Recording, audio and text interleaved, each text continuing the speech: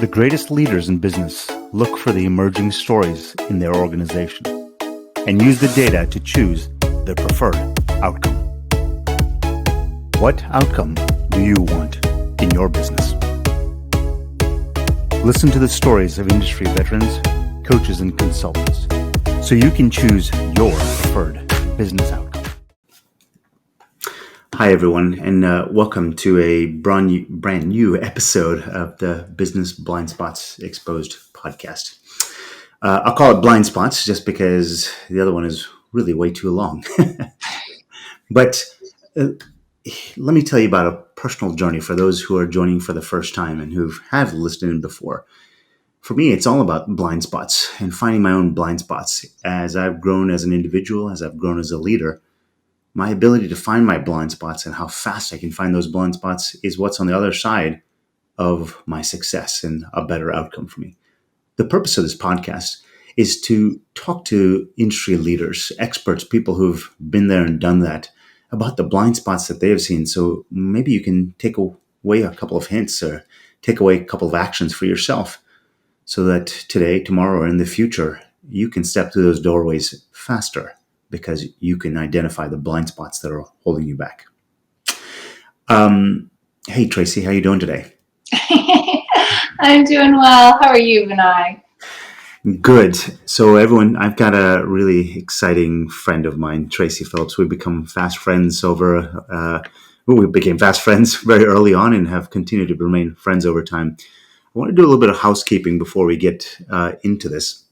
I want to tell you a little bit about what's coming up in the next coming weeks. I've got some other exciting guests that we've got scheduled to end with Traci and telling you a little bit about her. So on October 25th, I've got Forum Brown. She is going to be talking about this topic of the hidden company talent and how to find them. Forum was a very successful engineer at a very, very large and well-known engineering company across the globe. And as a woman, she had some challenges kind of pushing through some glass ceilings that were there. And she really took on this purpose and this mission to find that hidden talent so organizations and leaders could find where they're and use them for their full potential. On October 13th, I have Jody Wolkerling. She's going to talk about the resilient organization. Why does it matter? Everyone seems to think, or at least I've always used to believe, that an organization is something that you kind of set it and forget it, right? It's you put the pot on the stove, you turn the flame on, and you come back 20 minutes later, and your food is done. Nah, it doesn't work like that. Things are constantly changing. Jody's going to talk about this idea of the resilient organization, one that changes, it adapts, and it morphs and transitions over time, and how to be aware of that it's coming. But that brings us to today, Traci Philips, and the title that we decided on was Your Verbal Communication Says Everything About You. I'm going to share a quick story for everyone, and I think I'm going to stop talking here very shortly. But the first conversation I had with Traci was supposed to be an hour-long conversation. Traci, I think it was 2 hours and 15 minutes later. Yeah, you had to run off to go get the kids. Yeah, and that was the point where I realized that language means everything. And just as soon as it came out of my mouth, I said, Traci, I have to go pick up my kids. And you looked at me just as I said that. And just as soon as it left rolled off my tongue, I said, have to. Why did I use that word have to? I want to go pick up my kids. My kids are one of probably the greatest creation I'll ever make and contribution I'll make to this earth or this universe, whatever the context is. And Traci said, why did you say have? Have to? And I realized being intentional about the words that you use is so powerful in terms of how others receive it and what they hear from you.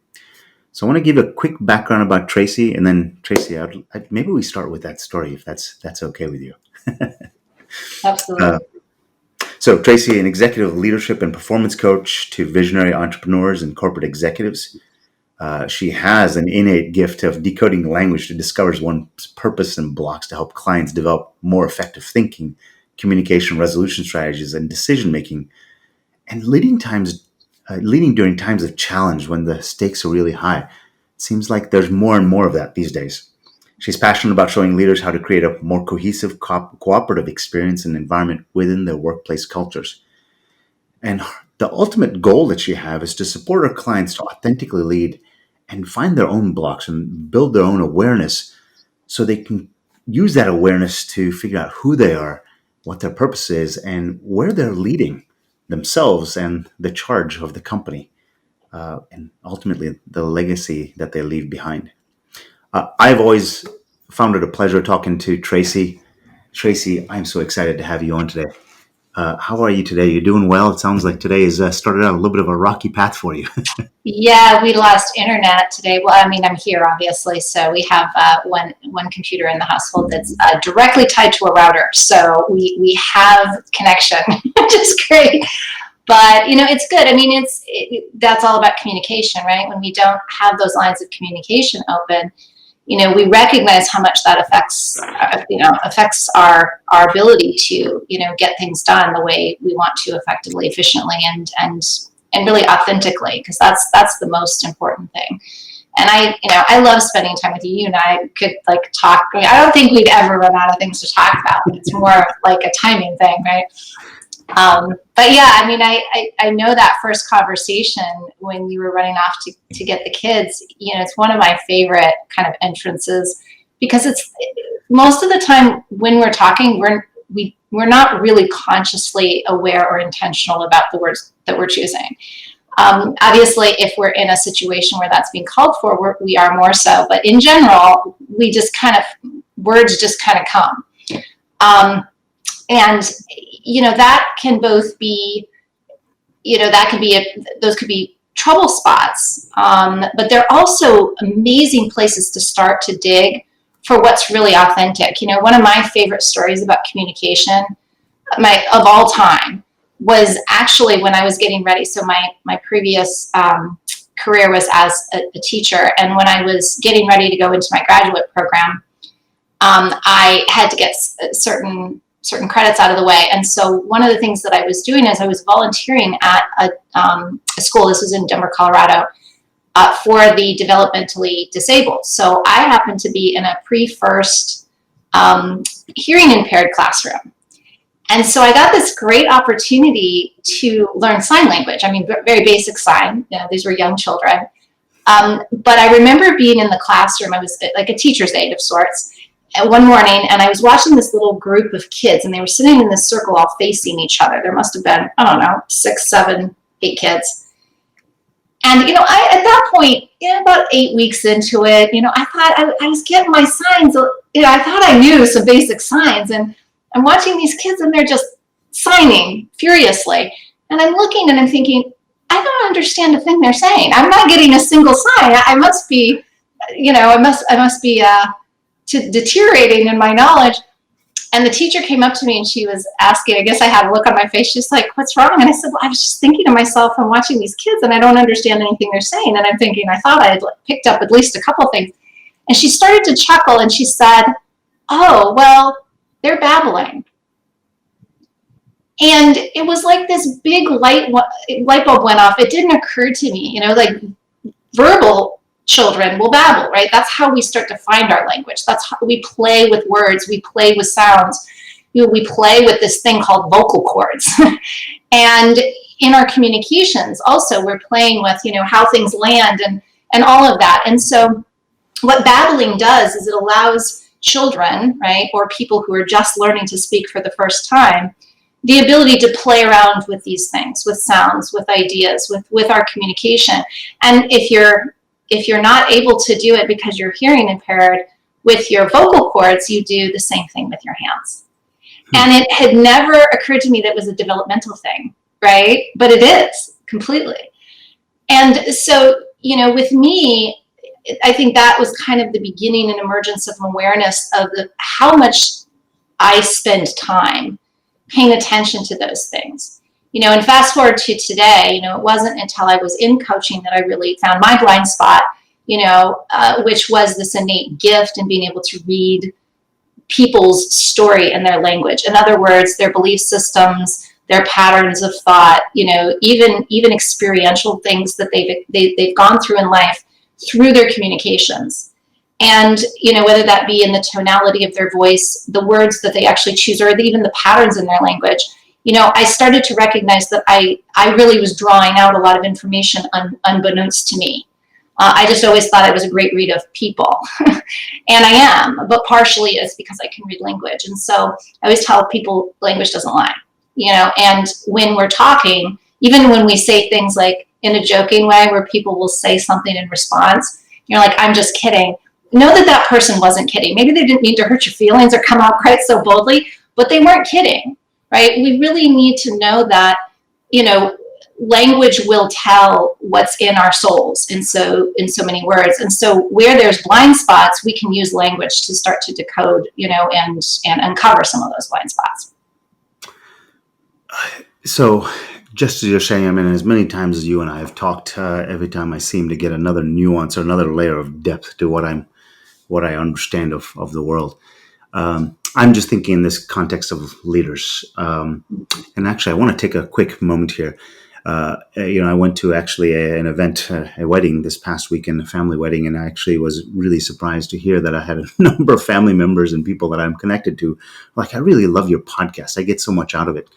And the only reason I say that is, first of all, I was very flattered to hear that. And that's kind of them to say that.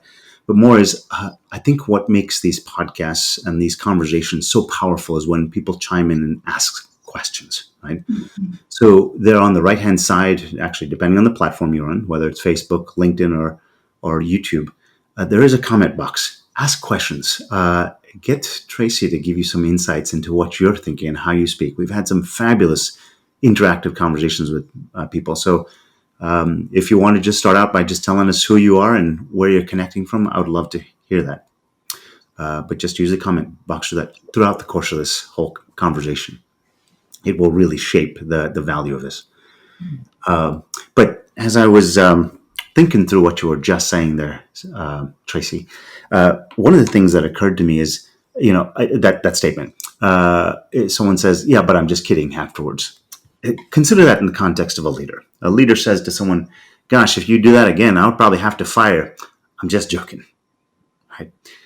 Now, there's a lot wrapped up in there. First of all, just let's talk about that leader themselves. In terms of them, there's a little fear of that leader of being harsh. That's clearly why they're saying, I mean, to me, that's what comes across in that, right? They're worried about being harsh, but then they're also sensing a lot of frustration. And there is a small little outlet of that frustration coming out saying, if you ever do that again, I'm going to fire you. I'm just kidding, because that makes all things okay. But the language doesn't lie there. And I'd love for you to kind of tell me if you agree with this, you see it a different way. But on the employee side, or the person you're talking to, the one who's being supervised, when they hear that, say, hold on a second, they don't hear the I'm just joking part. They say, you just threw a spear at me. Mm-hmm. Really? Now the guards start to go up, and everything that manager says from that point forward, whether they thought they're just joking, they just pass it off. It's no big deal. 5 weeks later, they're forgotten. That employee, it may have, depending on the type of person, it could be very deeply ingrained in the way they receive everything that you say from that point forward as a leader. Am I on the right track there? What are your thoughts? Absolutely. Well, we all know, and you know very well, that one of the top traits that people, are really looking for in leadership these days is empathy. Another one, and this is an upcoming trend, I would call it a trend, because I think we always unpack things further and they go on to the next developmental stage. So during that developmental time, it's a trend, but is this idea of safety, right? And people feeling safe in their work environments, right? And although we understand that safety isn't something promised in general in the world, we came out of the womb and nobody promised us that we'd be safe. That's not part of what life is about. There is a certain degree as leaders of responsibility in ensuring that we are creating environments, or at least adding to environments, that where people feel safe to be who they are. They feel safe to make mistakes, to I'm going to say speak their truth, but to be able to show up as who they are, because really that's where our greatest value is, in who we are, not just the skill sets we bring with us, our learned and earned skills, right? But all of those things, our zone of impact is really both who we are innately in a value way, as well as the skill sets that we've acquired that allow us to do our job.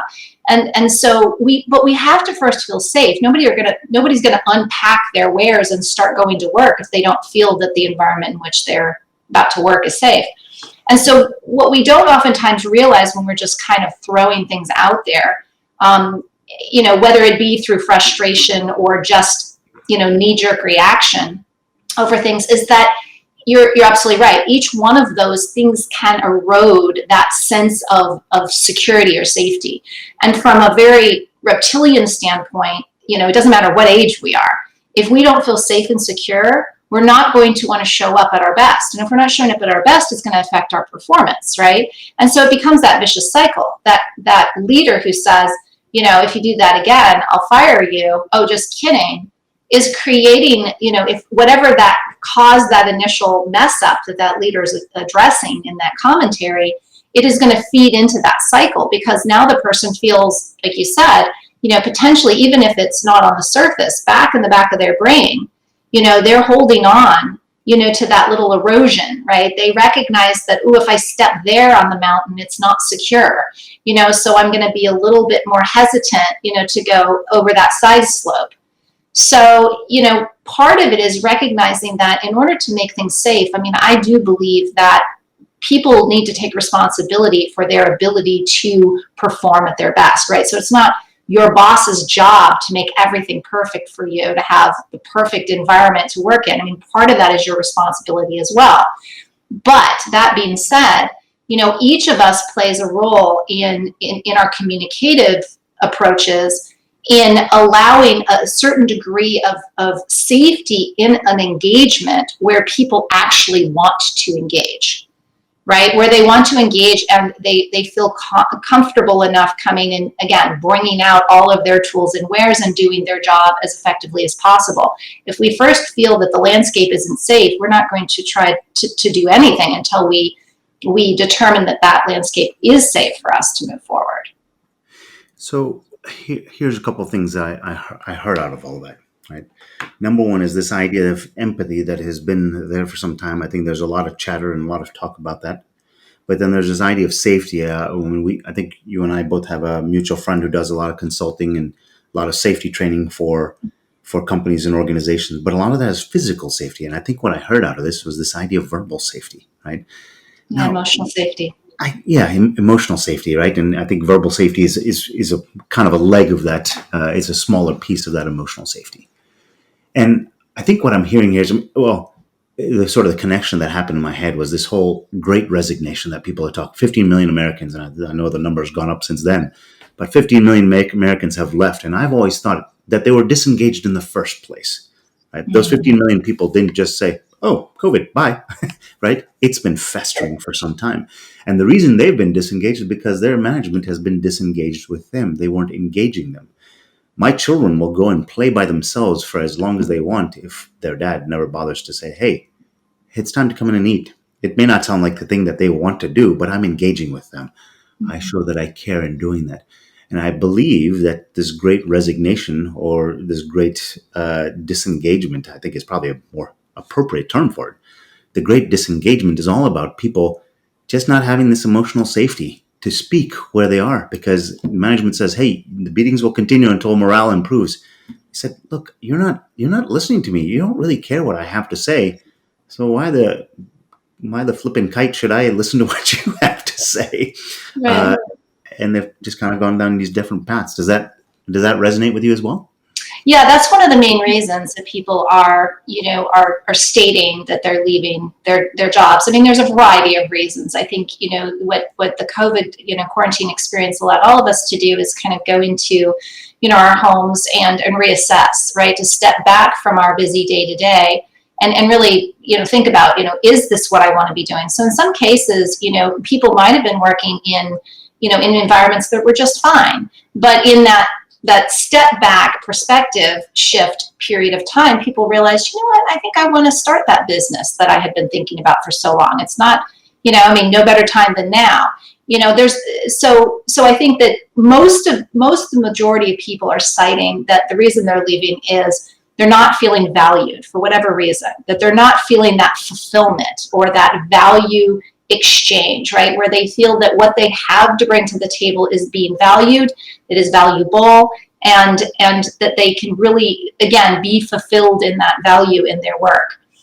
That's very important. I mean, value is something I've talked about for pretty much my entire coaching career. If we don't, first of all, know our value, it's very hard to know where that value is going to be valuable and valued.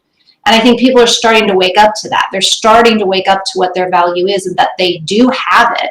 And that they're experiencing a disengagement, to using your word, between, or a gap between what that value that they're arriving at and understanding and what others are actually seeing or engaging with them in. And so a lot of it, and what I think is interesting is people are leaving without a whole lot of forethought too. I was just talking to a client the other day, and she was looking to hire someone, and the woman who had reached out originally said, well, I'm just really doing this part-time because I'd like to get exposure and then go out on my own. I'd like to have more flexibility in my schedule. And what the conversation eventually led to, she says, my client said to her, who's been in business for about 5 years now, she says, I don't know if you realize this, but what you're saying, the value you want to get out of your position and your job doesn't align with going into business for yourself. She says, if you think, you're going to have all this free time and you could do, what you're looking to do part-time, you might find a different reality, right? And I think a lot of people, it sounds good if they've been working for somebody their entire life, this concept of entrepreneurship and being able to have your own schedule and make your own, choose your own clients, all that sounds wonderful. But the reality is very different. And a lot of people find that, which is why many businesses close before they get to the year 5. So I think there's a lot of things that will, down the pike, it's going to affect, how leadership runs, but I think also how those who are being led, right, employee engagement. Because I think what happens a lot of times, we get fed up and we react, which is what we're seeing now. A lot of people are just reacting. Not everybody. Some people have thought this through, and it's been something they've wanted for a long time. But in general, I think the reason why so many people are leaving, but nobody can find anyone, is because people are waiting. They're sitting back saying, okay, now what? Now what? Because the people who are busy right now are the career coaches, the people who are trying to help with those transitions. Because people they just know what they don't like. They know what isn't working, but they haven't really defined for themselves what they would want instead. And so this idea of I just want to be valued isn't good enough, right? We have to figure out more decisively and define for ourselves more than just, well, I didn't like how I was being treated, or I didn't feel like my value was, valued. Well, what does that mean to you? And what are you doing, right, to ensure that your value is valuable and valued, right? Because it isn't just up to the other person to make it okay for you. The topic of our podcast is your verbal communication says everything about you. And you can't have not efficient, but effective communication unless you know what your North Star is. Unless you know, and what I mean by that North Star, I think there's lots of different, that analogy can represent multiple different scenarios. If you don't know why you've left a job, if you don't know why you're still in the job, if you don't know why you're frustrated in that job, if you don't know why someone said something in that role that kind of just made you kind of turn your head sideways, is that the way you see it as well? If you don't understand how you're thinking and feeling about something, the words are going to come out are not going to be, and I learned this word back in 7th and 8th grade in geometry and algebra, congruence. Mm-hmm. But gosh, you brought this word back up into my towards the top of my lexicon and what I use on a regular basis, right?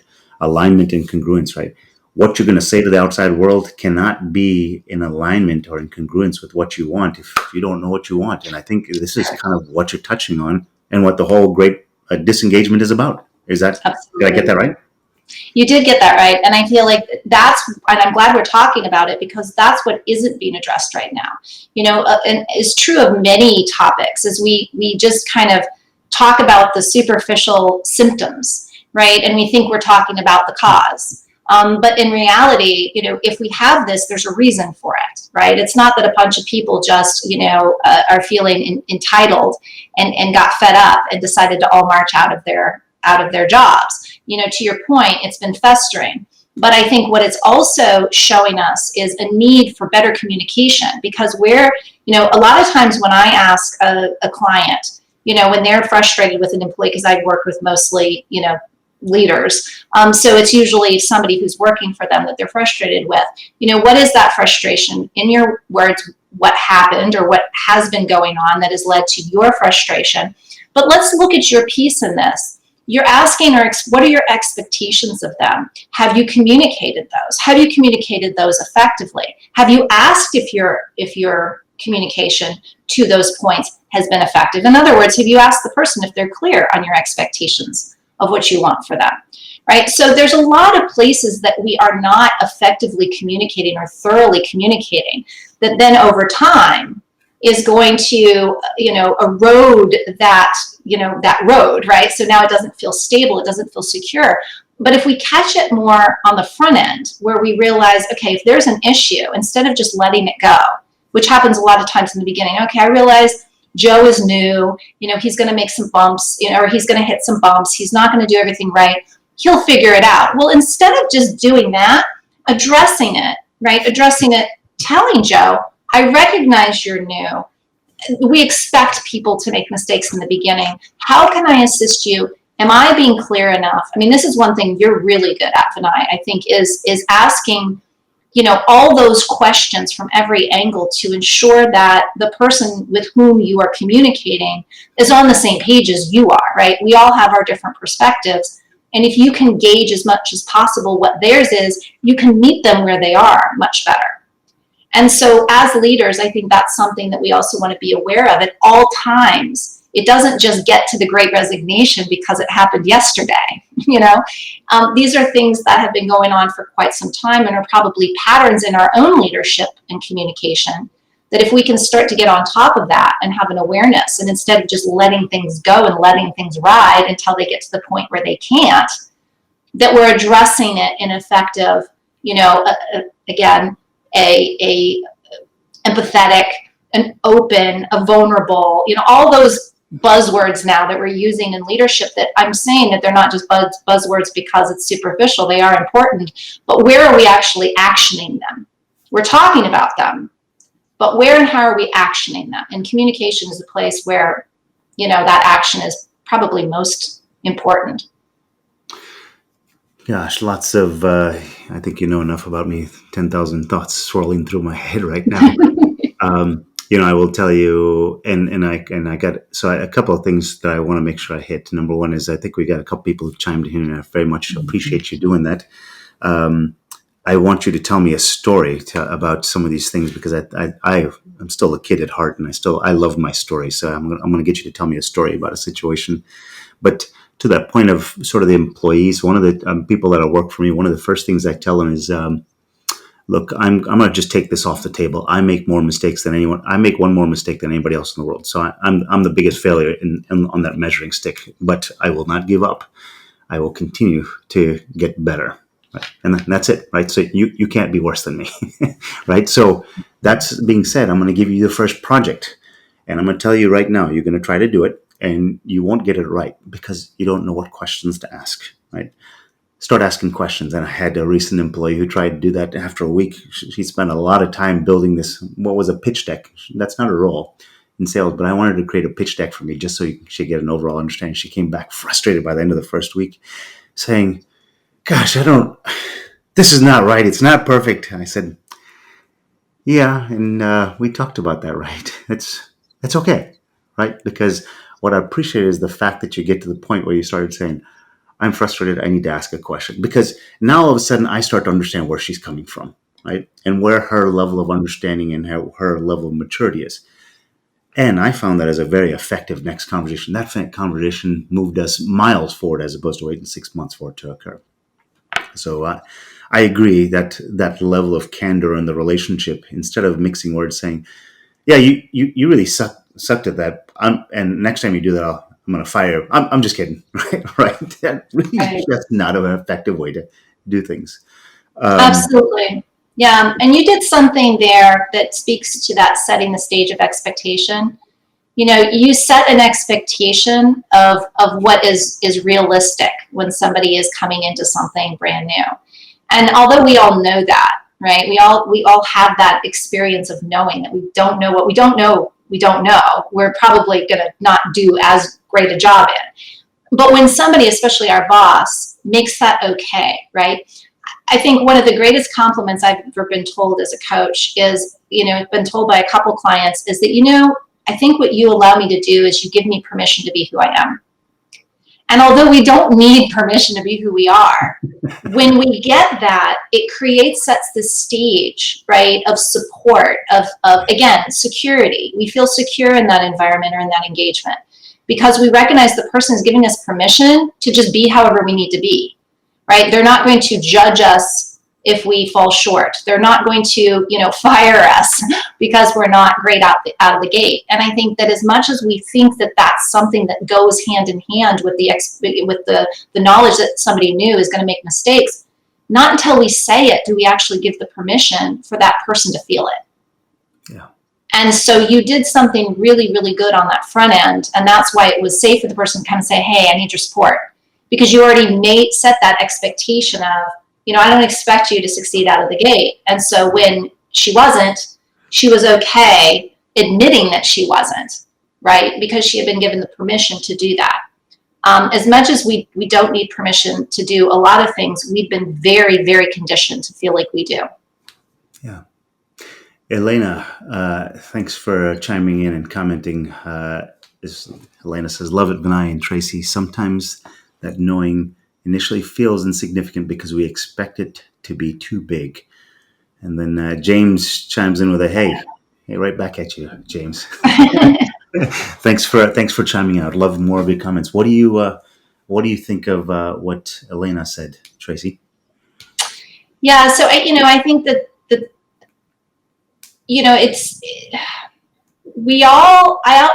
I think one of my favorite things is something Brene Brown shared at some point. I remember if it was a podcast or her TED Talk or whatever, but she had said she was having a conversation with her husband at one point, and he said, I assume everybody's doing their best. And she says, well, how do you know that? And he said, well, I don't, but it makes me feel better to think so. And I think that in general, we are always striving to do our best. I mean, again, when we aren't, it's because we have these perceptions of non-safety or non-equality or, there's usually a reason in our own perception for why we're not. But if we're left to our own devices and we don't have those hindrances, I think we are all showing up trying to do our best. And so, that bigger piece of, oh my gosh, there's all this, and I want to do my best, can be an overwhelming thing.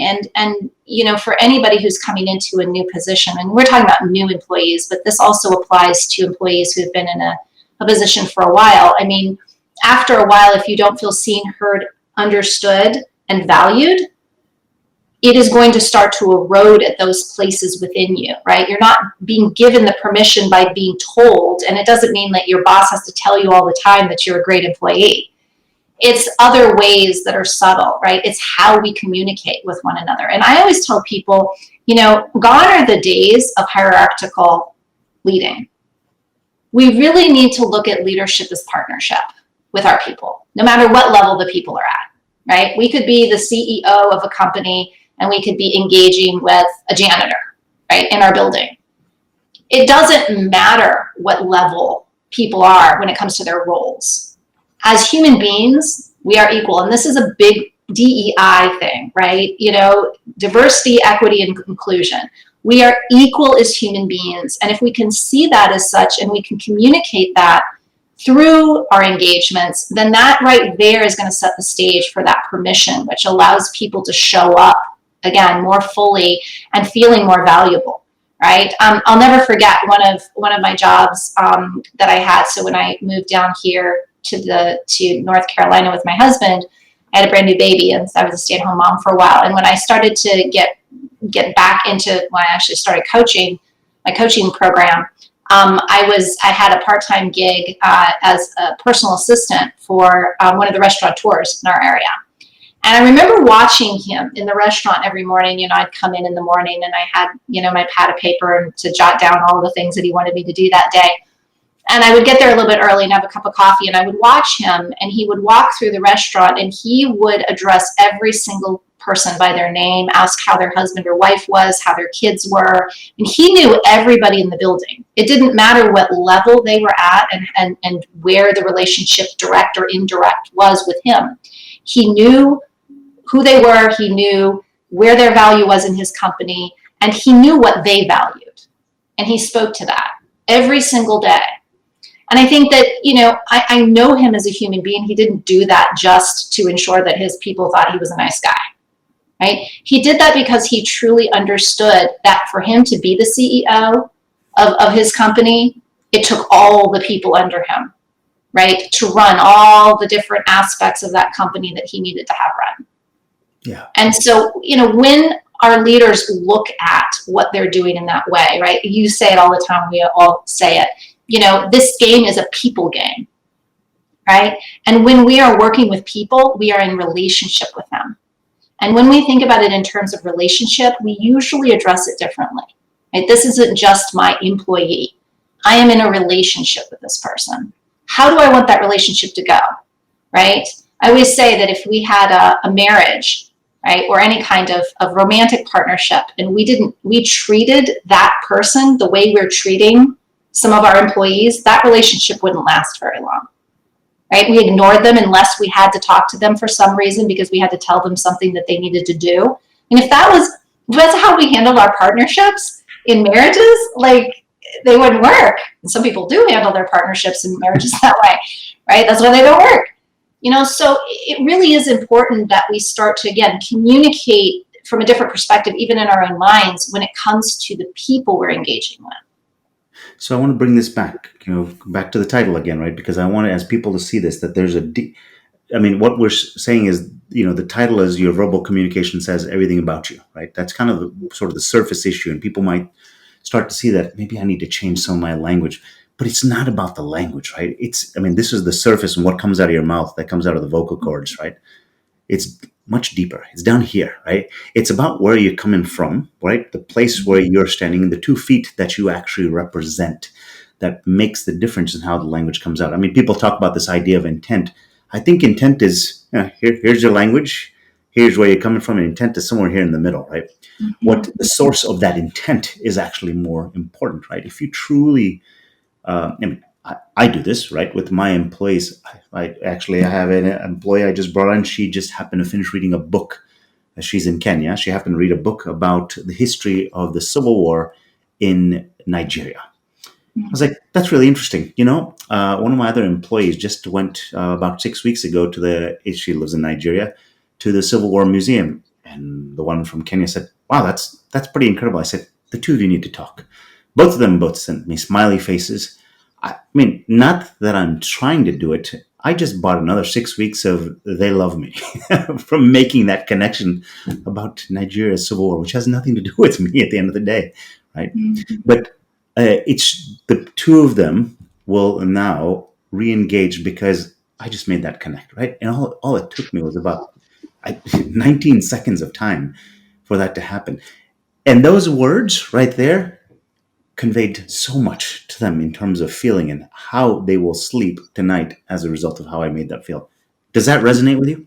It does. And, and I think we all operate from our zone of brilliance, and one of yours is connecting. You're a natural connector, right? You, from a visionary standpoint, you see where things connect at all levels. And so you see where people and time and space connect, right? And if they're not already connected, you can easily just pop those together. So for you to operate in our zone of genius always gives us the greatest degree of fulfillment. Yeah. So for you, it was a zone of genius fulfillment piece, right? We can only be who we are, and that based on who we are, we do certain things, right? So the being that you are is a connector, and so based on that beingness as a connector, you connect, right? So for that, you are looking to be fulfilled, right? That's the significance with our self piece. When we're aligned and congruent with who we came to be, we feel happy, we feel fulfilled, we feel right? Satiated in life. So that was your piece in it. And the beautiful thing is for them, being connected is what we came here to be as human beings. And so to communicate that, again, intention, I agree 100%, right? And when we look at that intention, what is our intention? Is our intention just to have lots of people working for us, right? Because if that's our intention, we will lead that way. If our intention is to make connections between people and build cultures and companies that do better for the world, right? We're somehow bettering our market or our industry, right? It's not just a differentiator betterment where we're doing something different than our competition. It's literally that we're trying to leave things better than we found them. That's the legacy, right? If that's our intention, our leadership is going to follow suit. Right? So it's always about sitting down. Again, we talked before. What is your reasoning for things? What is your why? Why are you engaging in this? What is it that you want to bring to the table? 3 things that I always ask people is, when we talk about communication, what do you want to say? How do you want to say it? And why are you saying it? Right? Because if we can't answer each of those things, we probably aren't ready to engage in communication. Right? And that's all well and good when we have to communicate on the fly. It changes things. But when we get very, very good at understanding what our core intentions are, right? For you, it's to be who you are as a connector, among other things, right? Then we can realize that we're always going to be looking to be that in all of our engagements, right? And beyond that, our what, our how, and our why might change. But in general, it all should be attached to that ultimate intention that we have, right? It's to show up as in our greatest genius, so to speak. So what I heard from that, distilling it into language that I can understand, right, is leaning into your zone of genius allows greater and deeper language to emerge naturally, right? So That's right. if you want to talk better to your employees, what is it that you like? What is it that you're all about? If you can kind of come from that place, because I've always felt that if the saying I have that I use all the time is I can pay people for their minds, but if I get their hearts, I win. I have gotten people to do things that they didn't want. I didn't get them to do it. They opted in, right? They Yes. volunteered to do it because they wanted to do it for me, right? Because I got their heart, not just their mind. And if you can come from a place of, hey, I want to build this company, I want to build this, I want to serve this customer, I want to do whatever else it is, and where you're coming from and how you say it, the language will flow naturally. Where they may even step up and say, I can take control of it and take care of that for you. And the lady that I have brought on as my chief operating officer, one Cindy, she came on one day and said, Vinay, you don't need to be doing that anymore. I'll handle that for you. And wait, what? What do you mean? You'll just? She's like, you don't need to come to the meetings anymore. It's mine. That's right. Fabulous. To me, that was hard work. She wanted to take it off my plate, and the words that came out were from a place of, I know I'm not very good at this, but I've been doing it. She said, no, I'll take care of it for you. It just comes out naturally. Of course, it's taken some practice. That's what I'm hearing. Am I getting that right? Absolutely. And I think what you're also providing is a great look at this new form of leadership that we really need to understand and establish, which is, again, the partnership leadership, right? It's we can still be the head CEO, right, in the corner office, right? It doesn't necessarily mean we're in the day-to-day trenches, to your point. We really want to be doing what we're best at. But it is really about understanding that what we want is for everyone else to have that too. Right. So it's the leaders who felt that they had to have their finger on everything to control everybody, to ensure that they do what they needed to do. That control model is dying. We cannot continue to have that and not have the great resignation, right? The great resignation is a response to that control leadership, right? That type of model that we've been sold for so long. And so where you're showing up as a human being and allowing yourself to be seen by your people, you're also allowing them to be seen by you. Right? They feel comfortable and confident that you're going to be able to see them and honor them and allow them to step into their zone of genius. That's what Cindy basically said. She knew she was better at that than you. And she had the ability to step forward and say that, not only taking off your plate something that was keeping you out of your lane, but allowing her to step into her lane of genius because you allowed that. Right? As a leader, you made room for that type of buy-in where people can say, oh, I belong there. That's my puzzle piece place. Can I try it out? Right? Leaders that always want to control will never allow for that, will never see that, right? And in the communication of it, it starts with that setting that tone of we're all here to work together in partnership. That's the model I like to bring in, because I think it's easier for people to understand, when they've been so accustomed to the hierarchical way of doing things. Elena and James, I appreciate you sending in comments. I'd love to hear if, what Traci's saying, how that resonates with you, and what you've been. We still have some time that we're going to be talking here, but I would love kind of what are the takeaway nuggets that you've gotten from this? Anybody else who's listening to it live or in the future? I'd love for you to put that in the chat. Tell me what you heard out of this, because clearly what I'm hearing is not going to be what you're hearing. We're hearing different things. But Traci, I want you to tell me a story. Tell me a story of how this verbal language. I mean, we started out with, me, the have to pick up my kids versus the want to pick up my kids. That resonates so much for me and has powered so much of the way I think and how I've shifted the way I think. Tell me another story, a little fable or no, I shouldn't say fable, right? A lesson learned, right, from somebody else, and how they shifted their thinking, and how the verbal shift made a difference. Yeah, I find with myself, for so long, growing up, language has always been important. I've always been a high level communicator. And many times it got me in trouble because even when I wasn't supposed to be communicating, I found ways to do it.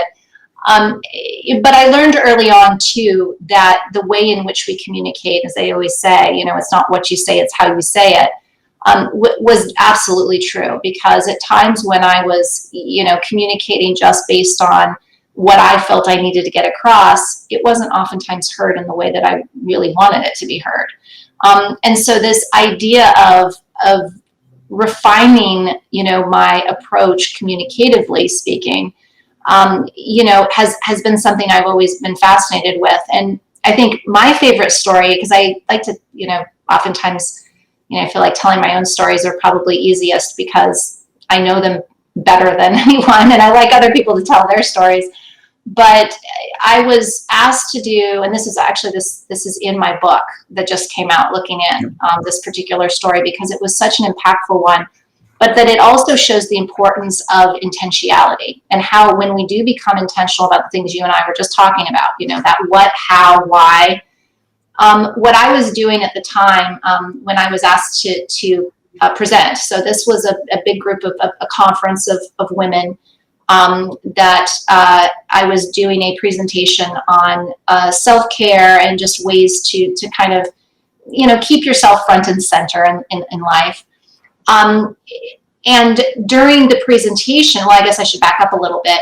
Prior to that, about 6 months, I had been doing this intentional study, because I tend to guinea pig myself with new ideas, right? So I'm like, oh, this would be really great. Let me practice it in my own life and test it, right? Test the data points on it. And so what I've been doing for 6 months is getting really, really intentional about my what, right? My how. And in this case, it was the where. At the time, I was focusing on the where, right? Where do I want to, guys, what's my intention? Where do I want to take this communication? Where do I want to lead this engagement to? Where do I want this to go? Kind of thing. That's the way I was framing it.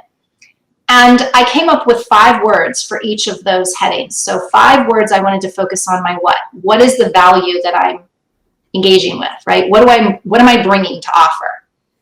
And I worked on my innate value traits. And so I had those 5 words. And and then for how did I want to, approach things? So this was what I had. This is how I wanted to offer it. And then where I want to lead things. For me, it's always transformational. I want to make engagements transformational, if at all possible. Thought-provoking, things like that, right? These were some of the words that were part of my repertoire. And every single day, anytime I engaged in something, as I woke up, before I even interfaced with my husband or my daughter, I would think about my what, how, and where words. This is what I have to offer them, right? From my innate value. This is how I want to come across. and this is where I want to take things. And I did this in client. I sat and contemplated before client sessions, before anything, right? Before going to the grocery store. So for 6 months, I'd been, to say the least, uber intentional.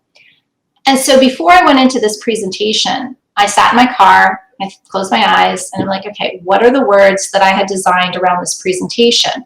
What is it I was hired to talk about? What do I feel the value of that? 5 simple words. How do I want to deliver this? I want to be, thought-provoking. I want to be kind. I mean, what are those words? And then where? What is the outcome I'm shooting for? And so when I got into the presentation, about halfway through it, I've never had this happen, but it went south. A woman, it was actually some research that I was presenting, and she took offense to it, stood up and literally just started blasting me. I mean, personally, attacking me, telling the woman who was running it, take her off. I mean, it was a shock. But what was interesting, none of us expect that to happen. And when it does, we don't always know what we're going to do. And I had never been in that situation, but here I am in a room of 200 people, and this woman's yelling at me. What do I do? What I found that I did was I immediately went into those words. And internally, I was doing a checklist. I was like, okay, my what words were this? Did I deliver those things? Yeah, to this point, I feel like I have. My how words, have I been doing it in this way? Yeah, to the best of my knowledge, that's what I've been doing. And where am I taking this? Well, I felt like I was taking it in a good direction. So I'm good. And at that moment internally, when I checked all my boxes and realized I was good, it then grounded me to be able to address what was happening, right? So just like we don't want an EMT coming to our rescue or a firefighter coming to our rescue if they're in crisis themselves, we want them to be grounded and ready and focused to help us. That's what we want for ourselves when we engage with other people. We always want to be as grounded as possible. And by having those intentional words and recognizing that what was mine to give, I was doing. This wasn't about me. This was about her. Now, how can I turn my attention out to her and support whatever I need to support out here? And what was interesting in being able to do that was there was a softness to my voice. There was a groundedness to my energy. There was an ability to be very, very direct and honest, right? One of the things I started by saying, thank you for being honest and sharing, right? And then it was, I never intended, to offend anyone. In fact, let me be very intentional about explaining to you exactly what I intended, right? So I had the opportunity to tell them about how intentional I was on the front end. And then I was able to say to her, if a simple communication causes this reaction, maybe that's something you want to look at. And there's no way I would have had the ability to be that direct in that situation under those circumstances if I wasn't grounded. And the only thing I can tell you that grounded me was my intentionality. And so that's one of the things that, again, I went into more detail in the book, but that is probably one of my favorite stories when it comes to intentionality, when it comes to our process of communication. Because when we think about what's core to us, what's most important, what's integrity for us, right? What is intention? What is our intention, right? Because all those things speak to intention. Then when these hiccups come up, right? That was a pretty big one, but we all get into these situations in life that throw us off. When we can be solid in our intentional space, it just helps us deal with that situation so much better. And it makes us better leaders, whether we're leading ourselves, our family, or a corporation. And the way it shifts that conversation that we started with, if you do that again, I'm going to have to fire you. Just kidding. It shifts that conversation, right? It does completely. Now all of a sudden, the way you respond to that saying, hey, John, so let me tell you, as far as the company is concerned and this role is concerned, what happened last week is not something that is valuable. It's not reasonable. It's not something that we can have happen again. It happened. All right. So we have an opportunity today together. Right? Let's talk through how we prevent that from happening. Are you interested? Right? Now all of a sudden it's the same conversation, but you're saying, look, I'm taking that off the table. That's not something that's going to happen again. It's happened. Fine. It's water over the bridge, water under the bridge, whatever that saying is, right? It's done. let's get to a better place now. Let's go there together. And you can only get there. And those words say the same thing, but get you to a completely different place because you're grounded. That's the word that you use there. Mm-hmm.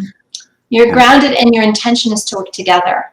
Yeah. Right? If you're not trying to control somebody towards an outcome, and you're instead looking at them in partnership, right? And asking for their engagement within that partnership, right? And your question is great. Are you willing to have that conversation with me?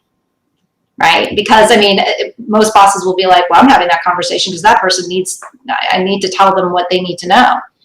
So again, remembering that relationships, people are about relationships, right? And so when we think about it in terms of, I'm in a relationship with this person. Doesn't matter what that, again, CEO, janitor, doesn't matter what the relationship is. We're still in relationship.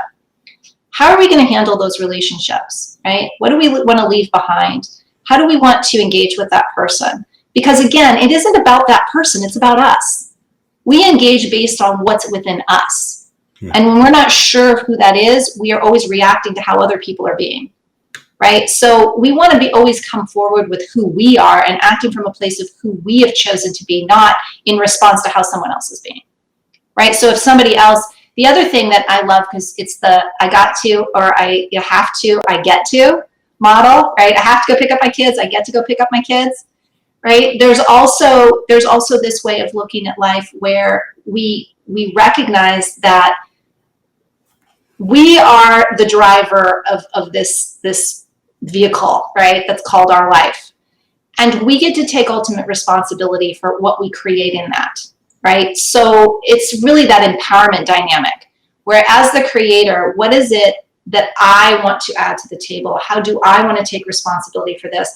And one of the things that when we say, you hurt me or you frustrated me, when you did this, that frustrated me. Well, no, it didn't. You chose to be frustrated. It happened and you chose to be frustrated, right? Let's get clear on that. Nobody can make you feel a certain way. You choose to feel. Now, they may have triggered you, right? They were a trigger. That's true. But you chose your meaning when it came to that trigger. So you get to take responsibility. So when we communicate, we also need to communicate as such, right? When you said that, the story I was telling myself was this, right? And as opposed to when you said that, it really made me angry, right? When you didn't speak up or you didn't pull your weight, I felt abandoned, right? The story I was telling myself when you didn't do this was that you abandoned me. Yeah. Right? So making sure that in our communications, we are taking responsibility for our peace is also incredibly important. Elena had put in a couple of comments, and as we get to the end of the hour here, I want to get you to tell me how people can get in touch with you. But I want to read a couple of Elena's comments here. Traci, at one point you said, effectively communicate, thoroughly communicate.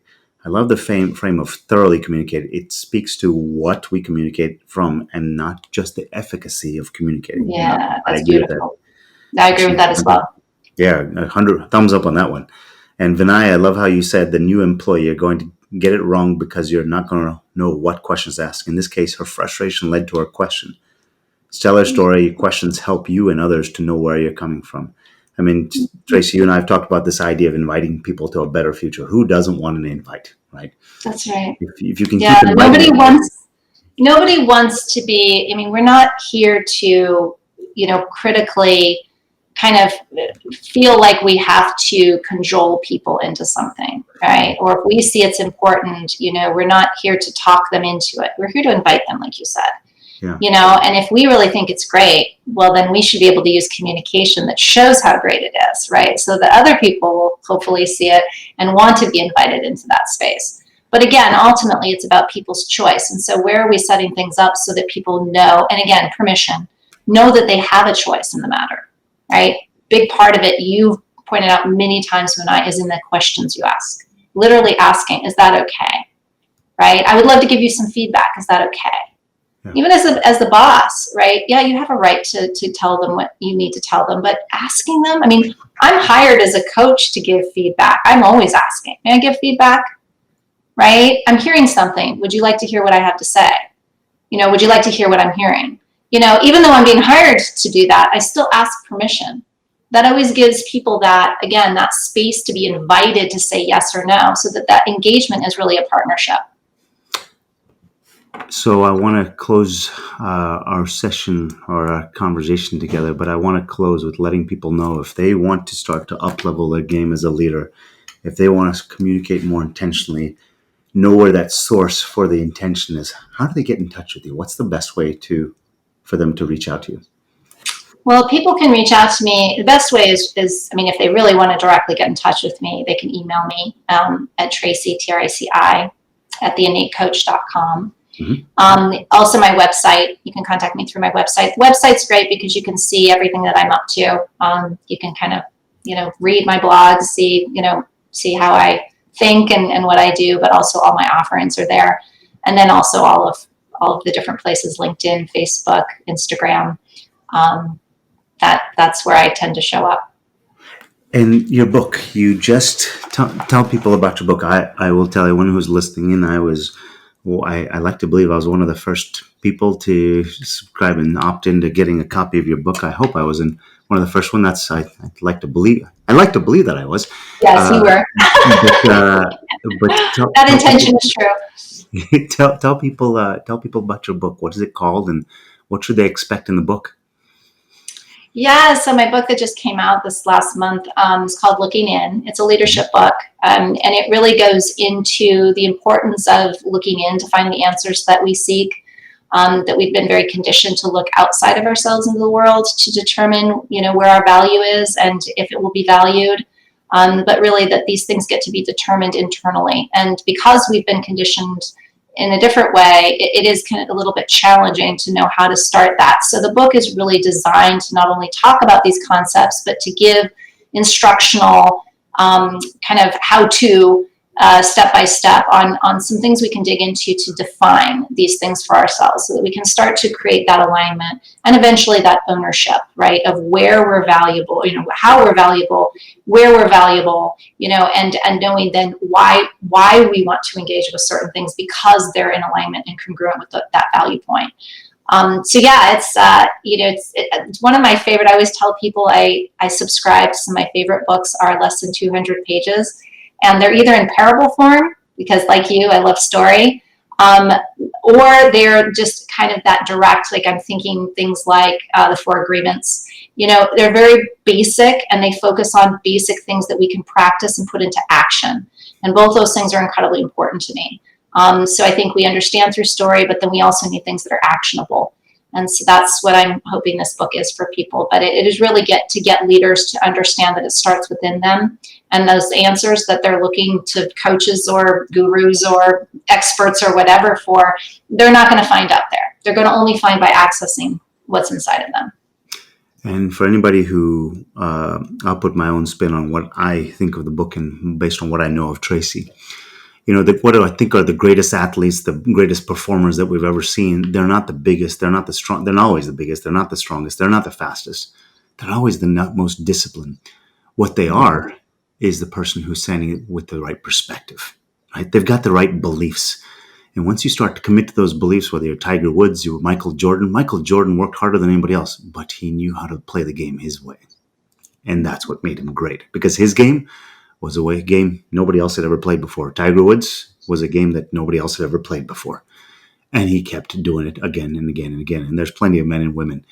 If you want to start to up-level your way of leading and leading yourself, and much less organizations and other people, you got to have the right perspective. That's yours. And I think that's what you'll get out of this book. That's great. Can you put that in written form? Because I want to put that in. I got it recorded now. Thank you, Traci. I appreciate your time. Elena and James, appreciate you chiming in and give us some nuggets of wisdom that you got from this. But thank you so much, Traci. Yeah, thank you so much. And thank you for those of you who are listening, Elena. It's good to see you there. Yeah. See ya.